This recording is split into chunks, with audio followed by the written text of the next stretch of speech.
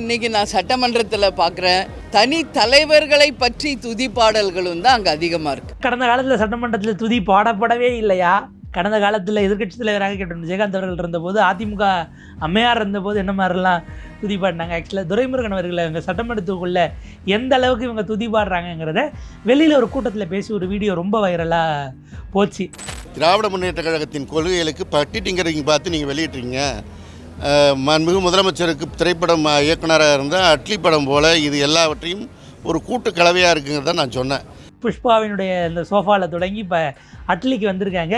அடுத்தடுத்தும் அத்தகைய சில விஷயங்களை முத்துக்களை உதிர்ப்பதை நம்ம எதிர்பார்க்கலாம் போல.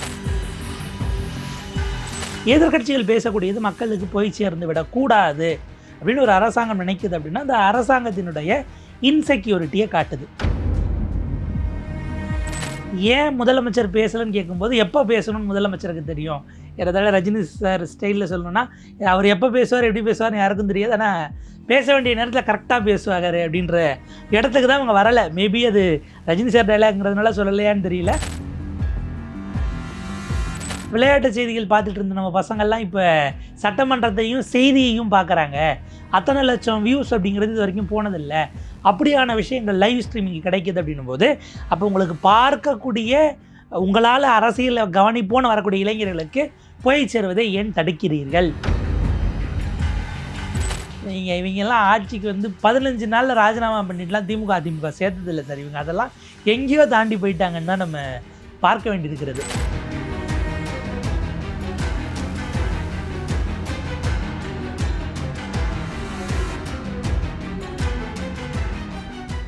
தமிழக பல்ஸ் பார்வையாளர்களுக்கு வணக்கம். பத்திரிகையாளர் புண்ணியவளவன் நம்முடன் இருக்கிறார், அவருடன் பேசலாம். வணக்கம் சார். சட்டசபையில் நேரலை கட் பண்ணப்பட்டது இன்றைக்கு விவாத பொருளாக ஆகியிருக்கிறது. காலையில் தான் உதயநிதி மேகதாது பற்றி ஒரு தினத்தை ஏற்றுக்கிட்டார். மதியம் பார்த்திங்கன்னா ஒரு பெரிய விவாதம் ஆகிடுச்சு. திடீர்னு நேரலையை கட் பண்ணிட்டாங்க. ஆட்சி மாறினாலும் காட்சி மாறவில்லை அப்படிங்கிற மாதிரி திமுக ஆட்சி. நான் முதல்ல என்ன சபாநாயகர் அப்பா இப்படி பண்ணிட்டாருன்னு ஒரு செகண்ட் நமக்கு தோணுச்சு. அப்புறம் பார்த்தா இல்லையே, சபாநாயகர் ஜேசிடி பிரபாகர் அவர்களாச்சே, இது மாற்றம்னு சொல்லியிருக்காங்களே, மாற்று அப்படின்னாங்களேன்னு பார்த்தா இன்றைக்கு ஆட்சி மாறி திரும்பவும் அதே இடத்தை நோக்கி நகர்ந்திருக்கிறார்கள். கடந்த காலத்தில் இந்த விமர்சனம் திமுகவின் மீது மிக கடுமையாக வைக்கப்பட்டது. ஏன்னா அவங்க நாங்கள் லைவ் டெலிகாஸ்ட் பண்ணுவோம்னாங்க. கடைசி காலத்தில் அது குறித்து வேறு இடத்துல ஃபோரமில் கேள்வி எழுப்பும்போது அதற்கான நிதி இல்லைன்னு சபாநாயகர் சொன்னதெல்லாம் கூட கடுமையான விமர்சனத்துக்கு உள்ளாச்சு. எவ்வளவோ திட்டங்களை கொண்டு வரோம், உங்களுக்கு லைவ் டெலிகாஸ்ட் போகிறது என்னன்னு நேற்றைக்கு அமைச்சர் ராஜ்மோகன் சொல்லுகிறார். இந்த அரசாங்கம் அப்படிலாம் கிடையாது, நீங்கள் டிரான்ஸ்பரன்சி எதிர்பார்க்கலாம், வெளிப்படைத்தன்மைனா என்னங்கிறத நாங்கள் காட்டுவோம் அப்படின்னு சொல்லிட்டு இந்த சம்பவம் நடந்திருக்கிறது. அதாவது நம்ம மேலே மோடிஜி அவர்களை பொறுத்த வரைக்கும் கூட அட்லீஸ்ட் கேமரா ஆங்கிளை திருப்புவாங்க சபாநாயகரை நோக்கி, ஆடியோ வாட்சி கேட்கும். இந்த ஆடியோ வீடியோ 2 வரையும் நம்ம ஆட்கள் அந்த நேரத்தில் எப்படி பிடிங்கிடுறாங்கன்னு நமக்கு தெரியல.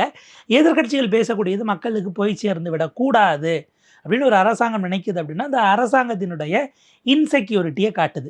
கடந்த காலத்தில் அது திமுக ஆட்சியில் நடந்த போதும் சரி, அதற்கு முன்பாக அதிமுக ஆட்சி காலத்தில் இந்த விமர்சனங்கள் வந்த போதும் அந்தந்த அரசுகளினுடைய பாதுகாப்பின்மையை அது வெளிக்காட்டியது. இந்த முறையும் அதுதான். ஒரு அரசு ஏன் அச்சப்படணும்? அந்த கேள்வியை நம்ம அரசை நோக்கி தான் எழுப்பணும். இன்றைக்கி முதலமைச்சர் குறித்து எழுப்பப்பட்ட கேள்விகள் சட்ட ஒழுங்கு சார்ந்தும் கூட அமைச்சர் ஆதவ அர்ஜுனா அவர்களும் அமைச்சர் ராஜ்மோகன் அவர்களும் தான் பதில் சொல்கிறாங்க.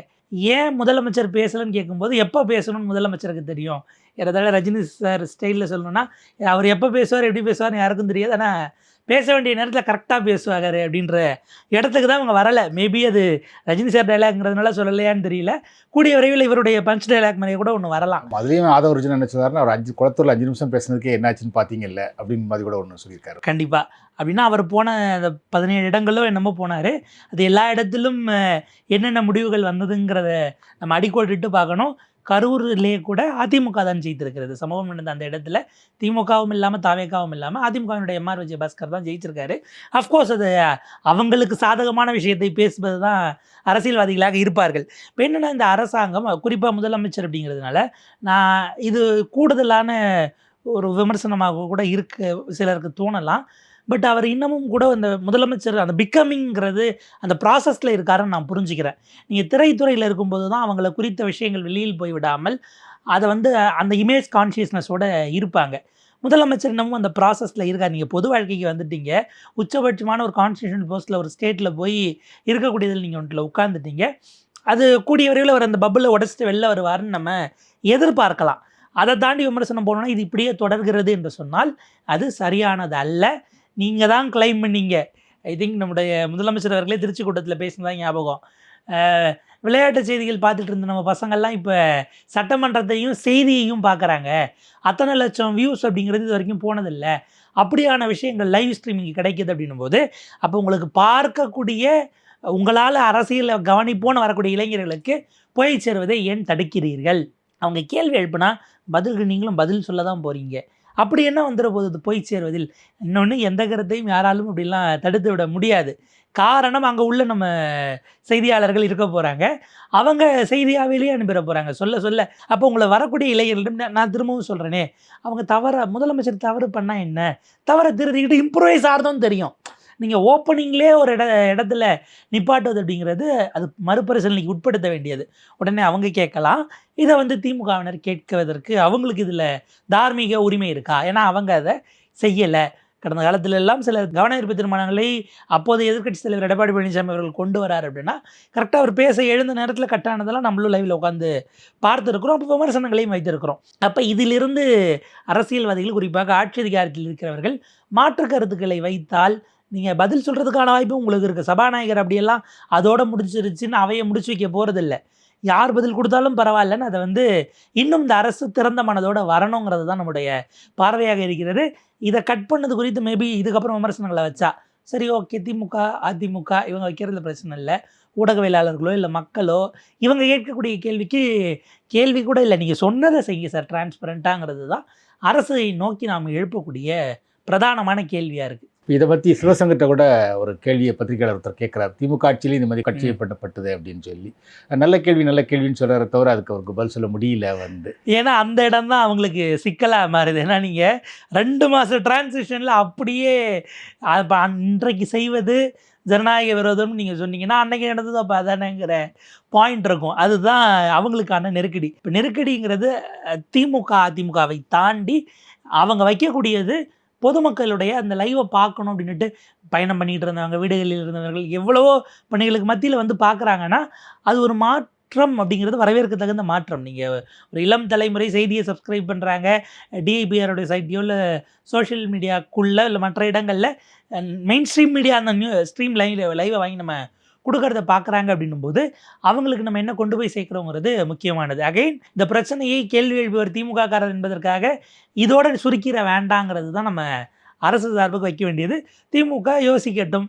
இதுக்கப்புறம் அவங்களுக்கு அடுத்த ஒரு தேர்தல் வாய்ப்பு வரும்போது கட் பண்ண மாட்டோங்கிறது உறுதியை வேணால் இப்போ கொடுத்துட்டு அவங்க கேள்வியை வைக்கட்டும்.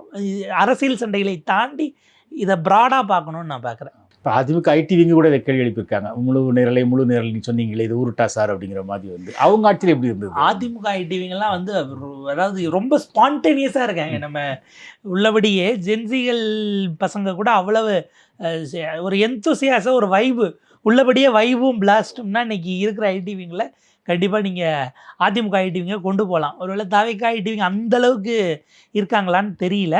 இவங்க அதை விடவும் ரொம்ப ஃபாஸ்ட்டாகவும் ஸ்பான்டேனியஸாகவும் இருக்காங்க.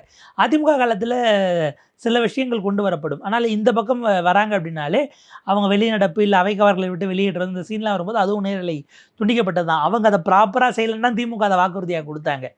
ஸோ இன்றைக்கி அவங்க கேட்குறாங்கன்னா இன்னொன்று யோசிச்சா 6 வருடங்களுக்கு முன்னாடி என்ன பண்ணோன்னு ஞாபகமாக இருக்க போது பொதுமக்களுக்கு. பப்ளிக் மெமரி ரொம்ப ஷார்ட்டுங்கிறதுனால கூட அவங்க எழுப்பலாம். ஆனால் இன்றைய தேதிக்கு அவங்களுக்கு எங்கே கேட்பதற்கு தார்மீக உரிமை வருதுன்னா நான் பேசும்போது கட் ஆகுது, அதனால் நான் கேட்குறேன் என்கிற உரிமை அவங்களுக்கு அந்த வகையில் வருது. நான் மக்களுக்காக தானே பேசுகிறேன், என் தொகுதி மக்களுக்கு நான் பேசுகிறத நேரடியாக போய் சேர்றதை தடுக்காதீங்கன்னு கேட்டால் அது அவங்களுடைய உரிமை சார்ந்த விஷயமாக மாறிப்போகும். ஸோ நிறைய இந்த அரசு பயிற்சி எடுக்கட்டும். நமக்கு தெரியும் கிராஷ் கோர்ஸ் போட்டு ஏறத்தாழ 100க்கும் மேற்பட்டவர்கள் போயிட்டு முதல் முறை எப்படி சட்டமன்றத்தில் கேள்வி எழுப்புவது, துணை கேள்விகள் என்ன கொண்டு வர்றது, வினாவிடை நேரம் அப்படின்னா என்ன, இதெல்லாம் இப்போ தான் பயிற்சி எடுக்கிறாங்க. தப்பு இல்லை, ஒரு சிக்கலும் கிடையாது.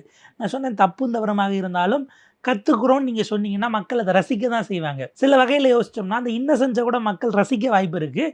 உங்களுக்கு அவங்க இன்னும் நேரம் கொடுக்கலான்னு நினைக்கிறத கூட கொஞ்சம் கூட கொடுத்து பொறுத்து பார்க்கலாங்கிறத உங்களுக்கு அது ஆக்சுவலாக பாசிட்டிவாக போக தான் வாய்ப்பு இருக்கே தவிர இமேஜ் கான்ஷியஸாக இருந்து இந்த தவறை திருத்திக் கொள்ள வழி இல்லாமல் போய்விடுமோங்கிறது தான் நமக்கு இருக்கக்கூடிய ஒரு அச்ச உணர்வாக இருக்கிறது. சிவசங்கர் பற்றி சொன்ன வந்து சிவசங்கர் பேசுகிற இன்னொரு விஷயம் கூட இன்றைக்கி இதாக இருக்குது வந்து உதாரணமாக அட்லி படங்களில் வந்து பல படங்கள்லேருந்து எடுத்து போட்டு செய்கிறது மாதிரி வந்து திமுக ஆட்சியோட பல விஷயங்கள்லேருந்து எடுத்து போட்டு தாவக்க பண்ணுது ஆளுநருடைய இப்படி தான் இருக்குன்னு வந்து சொல்லியிருக்காரு. அப்போ ராஜ்மோகன் வந்து எதுக்கு அட்லியை பற்றி பேசுகிறீங்கிறப்ப சட்னியை பற்றி கூட பேசுவேங்கிறாரு. எப்படி பார்க்குறீங்க? அதாவது நம்ம விவாத மன்றங்களிடம் உள்ள இருந்து ஏதோ ஒரு வைப்பு வந்து சட்டமன்றத்தை நோக்கி உள்ளே போயிடுச்சு அப்படின்னு பார்க்க வேண்டியிருக்கு. நீங்கள் அட்லி சட்னி நல்லா எதுக்க போனையா, அதாவது இது ஒரு வகையில் பார்த்தா ஒரு ஜென்ரேஷனல் ஷிஃப்ட்லேருந்து இதை ரசிக்கிறதுக்கு வாய்ப்பு இருக்குன்னு வச்சுக்கோங்களேன். மேபி அந்த உதாரணத்தை அவர் தவிர்த்திருந்திருக்கலாம்.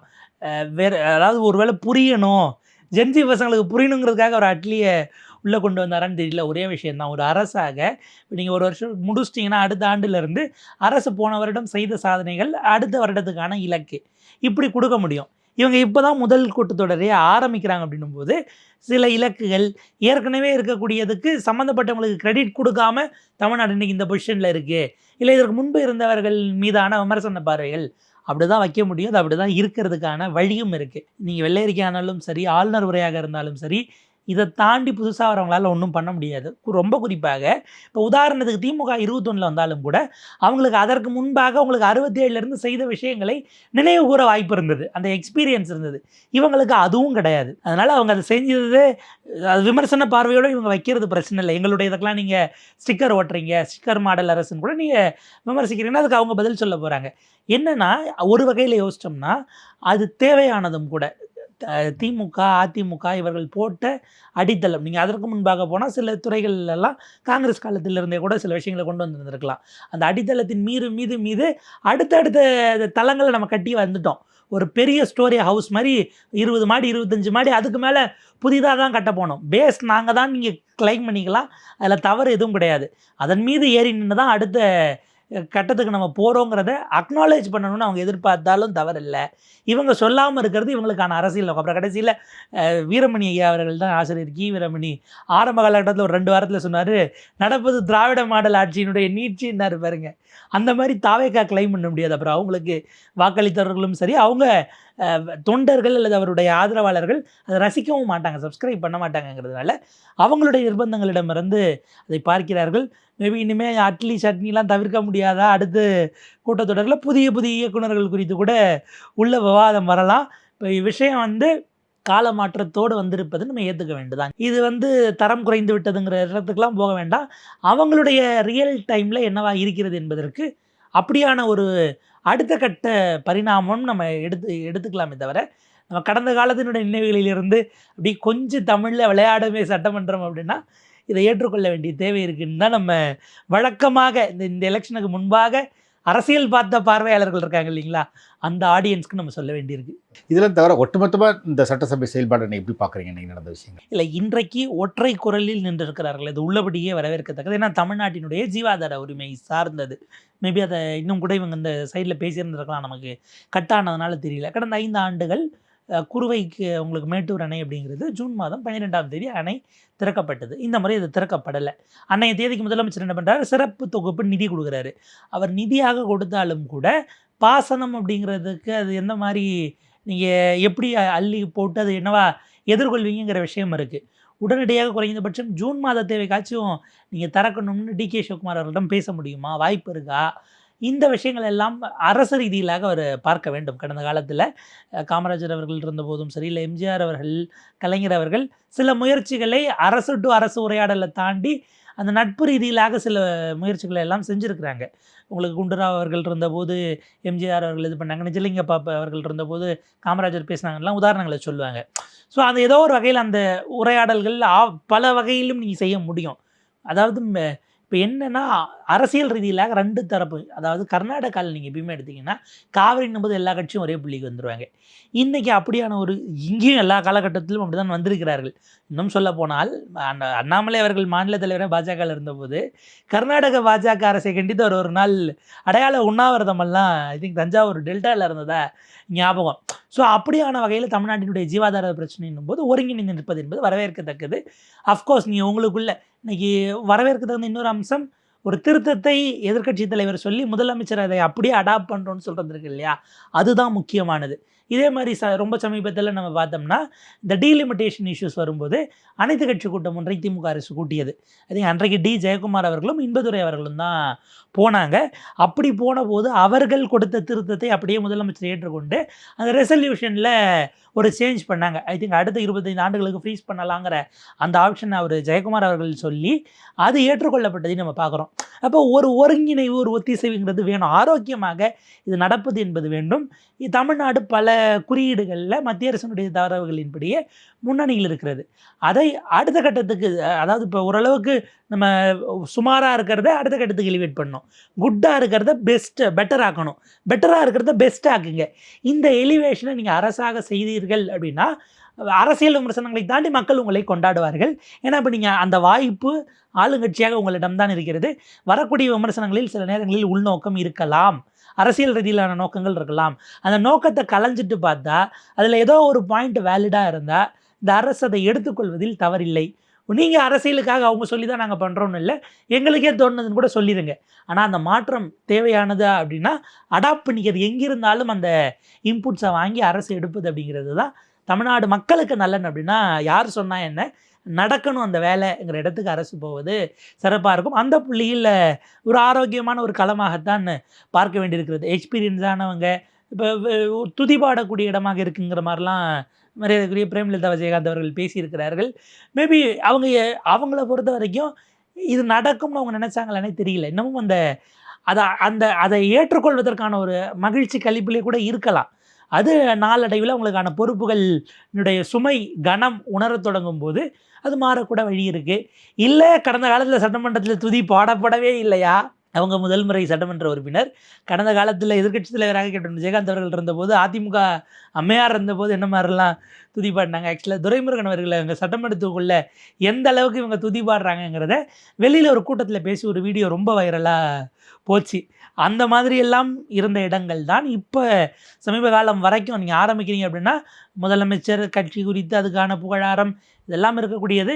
பட் அந்த மரபை அவங்க உடைச்சாங்கன்னா அது வரவேற்கத்தக்கது தானே. பல நேரங்களில் நீங்கள் பீடிகையாக பேசி பேசி விஷயத்துக்கு வராமல் போகிறதுங்கிறதெல்லாம் தவிர்க்க வேண்டிய மரபுகளாக இருந்தால் தவிர்க்கலாம். ஸோ ஒரு ஆரோக்கியமான ஸ்பேஸ் இருக்குது. தமிழ்நாடு மக்கள் இந்த 2 அதாவது பழந்தின்னு அந்த விதை போட்ட கட்சிகளை எதிர்க்கட்சி வரிசையில் உட்கார வைத்தது என்பது தாவேக்கா அரசு தவறு செய்யும் போதெல்லாம் கரெக்டாக அவங்கள திருத்தி அதை வாங்கக்கூடிய இடத்துக்கான பொறுப்பை உங்கள் 2 பேர்த்தையும் கொடுத்துருக்காங்க. டு அன் எக்ஸ்டென்ட் யோசிச்சோம்னா நம்ம ஷேடோ சீஃப் மினிஸ்டர் அப்படிங்கிற ஷேடோ பிரைம் மினிஸ்டர்னு எதிர்க்கட்சி தலைவரை மத்தியில் சொல்லுவோம் நாடாளுமன்றத்தில். அந்த மாதிரி இருந்து கூட செய்ய வேண்டியதை கரெக்டாக செஞ்சு வாங்குகிற இடத்துக்கு நீங்கள் இருந்தீங்கன்னா எதிர்க்கட்சியாக உங்களுக்கு ஆக்கப்பூர்வமாக செயல்படுறதுக்கான ஒரு ஸ்கோரிங் பாயிண்ட்டாகவும் இருக்கும். அந்த வகையில் உதயநிதி ஸ்டாலினோட செயல்பாடு எப்படி பார்ப்பீங்க? அவர் தான் எனக்கு எதிர்க்கட்சி செயல் தலைவர். எதிர்க்கட்சியாக திமுக உட்கார்ந்ததுன்னா ஆளுங்கட்சியாக இருக்கிறதோட நியாயத்துக்கு ஆக்டிவாக இருப்பாங்க. அது அவங்களுடைய கடந்த காலத்தை வச்சு நம்ம சொல்கிறோம். சில விஷயங்கள் எல்லாம் மேபி அது இவரை விடவும் அவருக்கு அரசியல் 2 பேருமே அவ்வளவு எக்ஸ்பீரியன்ஸ் கொண்டவங்க இல்லைனாலும் இவருக்கு துணை முதலமைச்சராக இருந்தது. அதற்கு முன்பாக அங்கே கட்சியில் இருந்த பொறுப்புகள், இது ஓரளவுக்கு இவரை விட முதலமைச்சரை விட கொஞ்சம் ப்ரெஸ் ஹேண்ட்லிங் மற்ற விஷயங்கள் அப்படி போகிற போக்கில் ஒரு கமெண்ட்டை பாஸ் பண்ணுறது, சும்மா கேஷுவலாக ஒரு இது கொடுக்குறதுங்கிறது கொஞ்சம் பழகிடுச்சு. மேபி இவரும் பழகிட்டாருன்னா அதுக்கப்புறம் அந்த வெயிட்டுங்கிறது 2 பக்கமும் அப்படி ஸ்பான்டெனிட்டியோடு வர ஆரம்பிச்சதுன்னா இன்னும் கூட சூடு பிறக்கத்தக்கதாக போகும். இதற்கு முன்பாக நடந்த நம்பிக்கை கோரும் தீர்மானம் அந்த விவகாரங்களில் எதிர்க்கட்சி தலைவர் ஒரு எட்ஜு கூடுதலாக அவர் ஸ்கோர் பண்ண மாதிரி தான் இருந்தது. இப்போவுமே கூட என்னென்ன விஷயங்களை அவங்க கொண்டு வராங்க பின் பாயிண்டடாக. இப்போ உதாரணத்துக்கு இந்த வெள்ளை அறிக்கை சார்ந்த விஷயங்களுமே இப்போ பட்ஜெட் வரும்போது டேட்டாவோட கூட திமுக முன்னாள் நிதியமைச்சர்கள் பேசலாம். வெறும் பொலிட்டிக்கல் எதிர்வினையாகத்தானே இது வெள்ளை அறிக்கைக்கு இவங்க கொடுத்த எதிர்வினைங்கிறது இருந்தது. தரவுகள்லாம் ஒரு வேலை எடுத்து வச்சுட்டு துறை ரீதியாக மானிய கோரிக்கைகளை கொண்டு வாங்க, நாங்கள் அப்போ என்ன செஞ்சோன்னு பேசிக்கணும்னு கூட அவங்க இருக்கலாம். 2 தரப்பும் ஒரு டேட்டாவோடய மோதிக்கிட்டாங்கன்னா கூட அது கொஞ்சம் அயற்சியாக வாய்ப்பு இருக்குது. ஸோ உதயநிதி அவர்கள் இப்போ கம்பேரிட்டிவ்லி ரியாக்ட் பண்ணுறாரு. இன்னும் கூட வெவ்வேறு கோணங்களில் இம்ப்ரூவைஸ் பண்ணிட்டு வரதுக்கான வாய்ப்பு ஸ்கோப் இருக்கானோ பார்த்துக்கிட்டு இருப்பாங்கன்னு நான் நம்புகிறேன். ஏன்னா அரசை விடவும் அவங்க இப்போ இந்த அட்லியெல்லாம் உள்ளே கொண்டு வர்றதை பார்த்தா அடுத்து என்னென்ன உதாரணங்கள் வரப்போகுது. ஒரு புஷ்பாவினுடைய இந்த சோஃபாவில் தொடங்கி இப்போ அட்லிக்கு வந்திருக்காங்க. அடுத்தடுத்தும் அத்தகைய சில விஷயங்களை முத்துக்களை உதிர்ப்பதை நம்ம எதிர்பார்க்கலாம் போல. அதாவது ஏடிஎம்கே எடப்பாடி பழனிசாமி அவர்கள் அஃப்கோர்ஸ் அவருக்கு இருக்கையின்படி 5வது இருக்கை கொடுத்துருக்காங்கன்னு நினைக்கிறேன். உதயநிதி ஸ்டாலின் அவர்கள், அதே போல் திரு KN நேரு, திரு ஏவா வேலு, திரு கோவிச்செழியன், அதற்கு பிறகு எடப்பாடி பழனிசாமி அவர்கள். அஃப்கோர்ஸ் 3வது பெரிய கட்சியாக அவர்கள் இருக்கிறார்கள். இதில் எத்தனை பேர் இந்த சனிக்கிழமை ராஜினாமா பண்ணுவாங்க அப்படிங்கிறது நமக்கு தெரியாது. பட் இபிஎஸ் அவர்கள் நினச்சா அதை வந்து இன்னும் ஷார்ப்பாக கூட பல விஷயங்கள் அவருக்கான நேரம் வரும்போது அவரால் கிராஸ்ப் பண்ண முடியும். ஒப்பீட்டளவில் சில விஷயங்கள்லாம் அவர் நினைவிலிருந்தே எடுத்து சொல்லக்கூடியவர் தாங்க. குறிப்பாக வேளாண் சார்ந்து இல்லை குடிமராமத்து சார்ந்து வருது. எனக்கெல்லாம் என்னென்னா, மானிய கோரிக்கைகள் வரும்போது குறிப்பாக பொதுப்பணித்துறை திரு ஆதவர்ஜுன் அவர்கள்ட்ட இருக்க அமைச்சர், இவர் எழுந்து கிராஸ் பண்ணாதான் எப்படி இருக்குன்னு பார்க்க நான் உள்ளபடியே ஆர்வமாக இருக்கேன். 8 முறை பட்ஜெட் தாக்கல் செய்த ஓ பன்னீர்செல்வம் அவர்கள் கிராஸ் பண்ணுவாரா? எனக்கு அதெல்லாம் கொஞ்சம் நல்லா இருக்கும்னு நான் நினைக்கிறேன். நல்லா இருக்கும்னா சில விஷயங்களை இம்ப்ரூவைஸ் பண்ணிக்கிட்டு அதை உடனே நீங்கள் ஏற்று திருத்திக்கிட்டிங்கன்னா at the end of the day அது வந்து ஒரு ஒருங்கிணைந்து எல்லோருடைய கன்சர்னும் நீங்கள் மக்களுக்காக தான் வந்திருக்கீங்க அப்படின்னும் போது சில விஷயங்கள் எல்லாம் கிரெடிட்டை நீங்கள் மக்களுக்கு செஞ்சுட்டு சண்டை போட்டுக்குங்க. யார் செஞ்சால் அது யாரோட யோசனைங்கிறதெல்லாம். பட் அந்த விஷயத்தை செஞ்சுருங்கிற இடம் இருக்குது. அதிமுக இதுக்கப்புறம் அதாவது இன்னமும் ஒரு உள்ளுக்குள்ளே சில கனன்ற நெருப்பாக இருக்கக்கூடிய உட்கட்சி சிக்கல்கள் இருக்குது. நேற்றைக்கு எஸ்பி வேலுமணி அவர்கள்ட்ட கேட்குறாங்க, எடப்பாடி பழனிசாமி வர வழியில் வராமல் நீங்கள் வேறு கேட்டு வழியாக வரீங்களே அப்படின்போது அவர் சிரிச்சுக்கிட்டே அப்படி நகர்றாரு. சிவிஎஸ் அவர்கள் அடுத்து என்ன முடிவில் இருக்காருங்கிறது தெரியல. இந்த சனிக்கிழமை யார் யார் சேர போகிறாங்கிறது தெரியல. சட்டமன்றத்தில் கூடவே இருந்துட்டு டக்குன்னு சத்தமில்லாமல் போயிடுவாங்களாங்கிற விஷயங்கள் இருக்குது. அவர் மீண்டும் மீண்டும் என்னுடைய மகன் வரமாட்டார்னு சொல்லக்கூடிய ஒரு நெருக்கடியில் இருக்கிறாரு. பட் இதெல்லாம் ஒரு மாதிரி ஒரு ஷார்ட் பண்ணிட்டாருன்னா அவரும் சட்டமன்றத்தில் விஷயங்களை கொண்டு வருவதாகட்டும், கடந்த காலத்தில் அவர் தனி தீர்மானங்கள் கொண்டு வந்தது, அதில் பேசியது, அந்த விஷயங்களையுமே ஓரளவுக்கு என்னென்னா கடந்த முறை அவங்க உள்ள முடியாதுன்னு சபாநாயகர் சொன்னது உடனே வெளிநடப்பு பண்ணிடுவாங்க. டு அன் எக்ஸ்டென்ட் யோசிச்சோம்னா இமீடியட் வெளிநடப்பு பண்ணிங்கன்னா நீங்கள் வெளியில் வந்து பைட்டு போடுவீங்க. உள்ள முதலமைச்சர் பேசுகிறதுக்கு எந்திரிச்சாருன்னா உங்கள் லைவ் அப்படியே கட் பண்ணிட்டு சேனல் அங்கே போயிடுவாங்க. ஸோ அதனால் வெளியில் போட்டது பொறுமையாக நீங்கள் எடுத்து கட் பண்ணி நீங்கள் கொண்டு போய் சேர்க்குற பொறுப்பு உங்கள் ஐடி விங்குக்கு வந்துடும். சேனல்கள் நீங்கள் இந்த பக்கம் எதிர்கட்சி தலைவர் கொடுக்குறாரு, அங்கே சிஎம் பேசுகிறாருன்னா அப்படியே கட் பண்ணிட்டு போகிறது தான் சேனல்ஸ் வழக்கமாக செய்வாங்க. அதுவும் இப்போ இருக்கக்கூடிய முதலமைச்சருடைய லைவ் ஸ்ட்ரீம் வருதுன்னா வேறு எதாக இருந்தாலும் நிப்பாட்டுங்க, அமெரிக்க அதிபரே பேட்டி கொடுத்தாலும் நிப்பாட்டுங்கன்ற அளவுக்கு தான். ஏன்னா அதுக்கான கன்சம்ஷன் இருக்குது. நீங்கள் நிறுவனங்களாக யோசிக்கும் போது அதுக்கான ரீச் இருக்கணும் போது அவங்க ஆப்வியஸாக அப்படி தான் போவாங்க. அப்போ வெளிநடப்பு செய்யாமல் உள்ளே இருந்தே கன்ஸ்ட்ரக்டிவாக நீங்கள் உள்ளே இருக்க சமயத்தில் இவங்க வெளியில் நீங்கள் போகலையா பதில் சொல்லி தான் ஆகணுமா அப்படிங்கிறதெல்லாம் வந்து அது அரசியல் ரீதியிலாக உங்களுடைய எதிர்நிலையில் இருக்கிறவங்களுக்கு அது குடைச்சல்ங்கிறத தாண்டி சில விஷயங்களில் உங்களால் செய்ய முடியும். செஞ்சதை செஞ்சுட்டு வெளியில் வந்து பதிவு பண்ண வேண்டிய தேவையும் இருக்குது. இல்லைனா நீங்கள் உள்ளே போனது லைவில் போகலன்னா வெளில வராமலே போயிடவும் வாய்ப்பு இருக்குது. அதுக்கு பிறகு அதை ரெப்ரசன்ட் பண்ணிங்கன்னா ஒரு கலர்ஃபுல்லாக இருக்கிறதுக்கான வாய்ப்பு இருக்குது. மிக அதிகமாக அரசை விடவும் அரசை சரியான திசையில் செலுத்துவதில் அதிமுக திமுக 2 பேரும் போட்டி போட்டுட்டு தான் இருப்பாங்கன்னு நம்ம எதிர்பார்க்கலாம். அதே மாதிரி முதலமைச்சர் விஜயோட செயல்பாடு எப்படி பார்க்குறீங்க? உதாரணமாக அவர் சொன்ன ஒரு விமர்சனம் வைக்கப்படுது வந்து வெளியே ஒரு ஆக்ரோஷமாக பேசுகிறது, சட்டசபையில் அந்த ஆக்ரோஷம் இல்லை. வந்து இன்றைக்கி கூட வந்து ஒரு திமுக எம்எல்ஏ ஆஸ்டின் வந்து அந்த பாலியல் வழக்குகள் சம்பந்தமான எழுப்பின கேள்விக்கு வந்து ராஜ்மோகன் தான் பதில் சொன்னார். வந்து அது மாதிரி அவர் பேச மாட்டாராங்கிறதுக்கு ஆதவர்ஜுனா தான் பதில் சொல்கிறார். எப்படி பார்க்குறீங்க இது? முதலமைச்சர் தன்னுடைய தயக்கங்களே கொஞ்சம் நேரம் எடுத்து அவர் அந்த பப்பிளை உடைக்கணும் அப்படிங்கிறது தான் நம்முடைய எதிர்பார்ப்பாக இருக்கிறது. அதை செய்வாரா அப்படிங்கிறத நம்ம திரும்ப அவர்கிட்ட தான் பாலிஸ் இன் ஹிஸ் கோர்ட்டுங்கிற மாதிரி அவர்கிட்ட தான் விட வேண்டி இருக்குது. நான் திரும்பவும் சொல்கிறேன், நீங்கள் ஷார்ட் அண்ட் கிறிஸ்பாக பேசினாலும் பிரச்சனை இல்லை. நீங்கள் நீட்டி முழங்கி இப்போ நம்ம செந்தமிழில் ஆரம்பித்து அப்படி தான் அலைகடலைன்னா அப்படி போகணும்லாம் யாரும் எதிர்பார்க்கல. சரி, அது ஒரு ரெஸ்பான்ஸாக நீங்கள் பதிவு பண்ணும்போது அது அவை குறிப்பில் அப்படியே ஏறட்டும் என்ன இருக்குது அப்படிங்கிறது தான். அதனால் அதில் தயங்குவதற்கு ஒன்றும் இல்லை. மேபி அவருடைய இயல்பே அவர் அதிகம் பேசாதவர், ஒரு இன்ட்ரோவர்ட்டாக இருந்திருக்காருங்கிறதுனாலையும் ஒரு தயக்கம் இருக்கலாம். அந்த பாயிண்ட் அவர் எங்கே உடைக்க போகிறார் அப்படிங்கிறது தான் கவனிக்கத்தக்கது. நீங்கள் தொடர்ந்து இப்படியே என்கேஜ் பண்ணிங்கன்னா அரசியல் ரீதியிலாக நீங்கள் அப்படி இருந்துட முடியாதுங்கிறது அதற்கு ஏதோ ஒரு வகையில் ஒரு விலையை கொடுக்க வேண்டிய சூழலும் உங்களுக்கு ஏற்படலாம். எது வந்தாலும் அவர் அமைதியாகவே இருந்தார்னா நம்ம யார்கிட்ட கேட்குறது? இப்போ வாயத்திறங்க சிஎம் சார்னு இவங்கெல்லாம் பேட்ச் போட்டுட்டு போகிறத பார்க்க வேண்டியிருக்கு. இப்போ இப்படியான விஷயங்கள் அடுத்தடுத்து வருமா அப்படிங்கிறதெல்லாம் அப்போ நீங்கள் எந்த சோஷியல் மீடியாவின் மூலமாக, ஏன்னா நீங்கள் பல மணி நேரம் பேசுவதை விடவும் ஒரு கார்ட்டூன் எப்படி கொண்டு போய் சேர்க்குமோ, ஒரு மீம் எப்படி கொண்டு போய் சேர்க்குமோ, இந்த இடத்துல நீங்கள் அப்படி இல்லைங்கிறது உங்களை கொண்டு போய் உங்களுக்கான இமேஜை அகைன் உங்கள் மீதான விமர்சனம் அது உறுதியாகக்கூடிய இடத்துக்கு வரும். நீங்கள் ஒரு கட்சி தலைவராக இருக்கும்போது கருத்து சொல்லலைன்னா சரி, இப்போ அது எத்தனையோ கட்சி இருக்குங்க, எதுங்க சொல்லணுங்களா? முதலமைச்சராக இருக்கிறீங்க.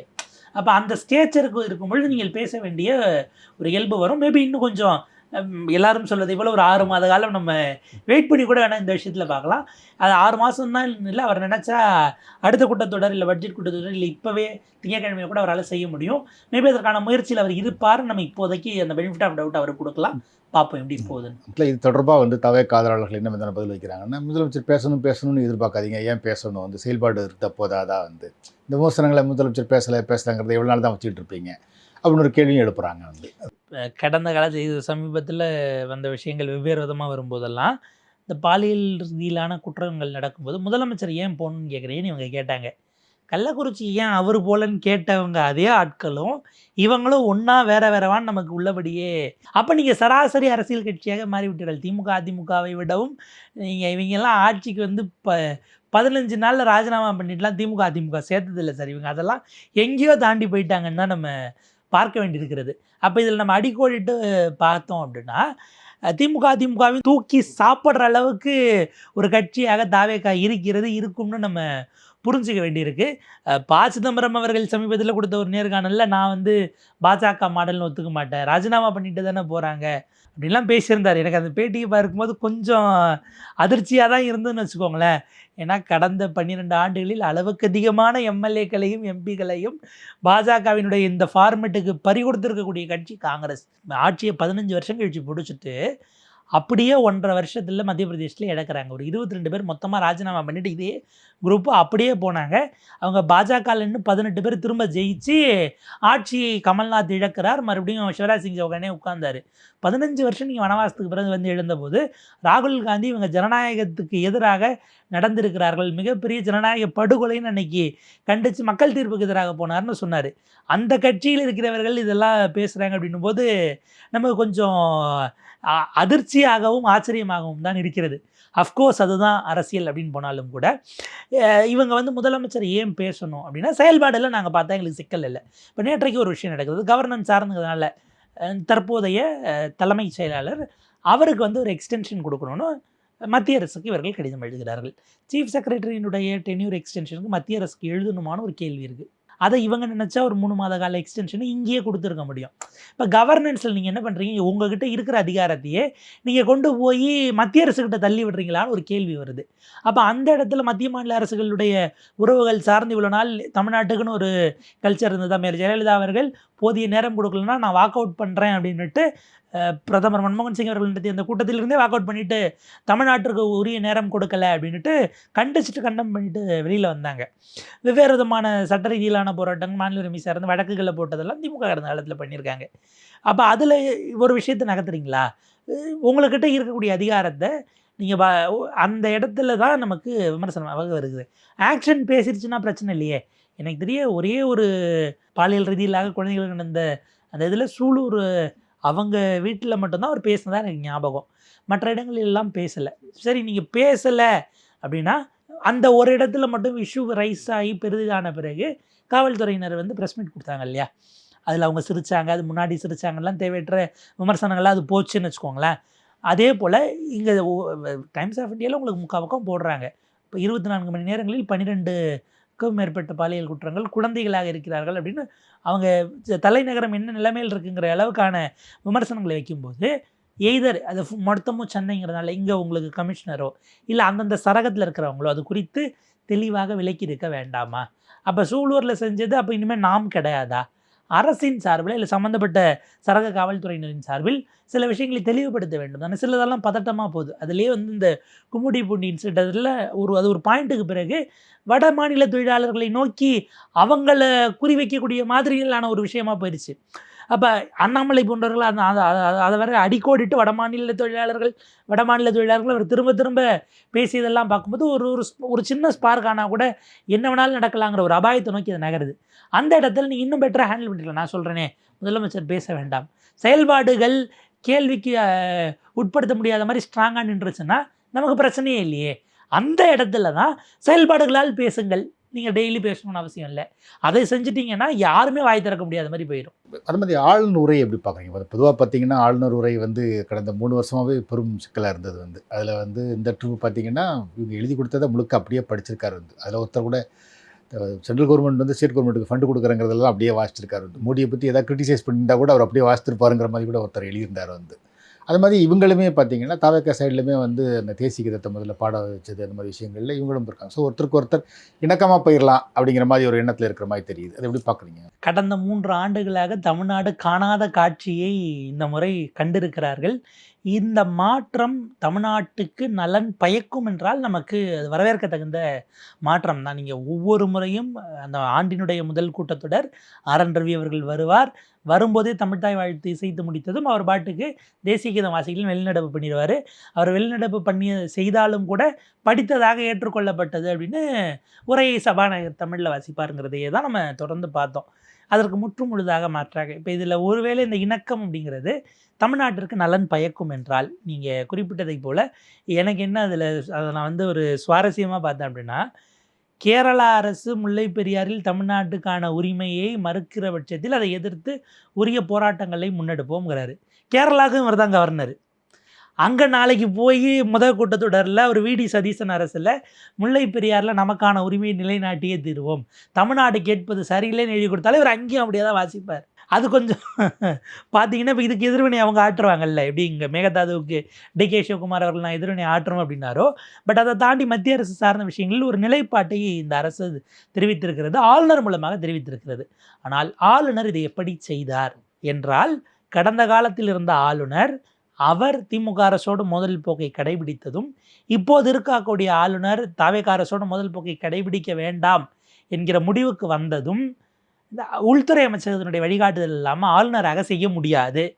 அப்படி என்றால் பாஜக திரு விஜய் அவர்களை, முதலமைச்சராக இருக்கக்கூடிய விஜய் அவர்களை ஒரு இணக்க சக்தியாக வைத்துக்கொள்ள விரும்புகிறதான ஒரு கேள்வி வருது. ஏன்னா இப்போ நினச்சிருந்தா வந்தே மாதரம் அப்படின்னு அவரும் கேட்கல. இங்கே பதவியேற்பு விழாவில் வந்தே மாதரத்தை முதல்ல பாடும்போது அது அவ்வளவு சர்ச்சையாச்சு. அரசுக்கு நாங்கள் 2வது முறை ரெக்வஸ்ட் பண்ணோம், ஆனால் அவங்க எடுத்துக்கலன்னெலாம் அப்போ பேசி அதுவும் பிரச்சனைக்கு உள்ளானதாக மாறுது.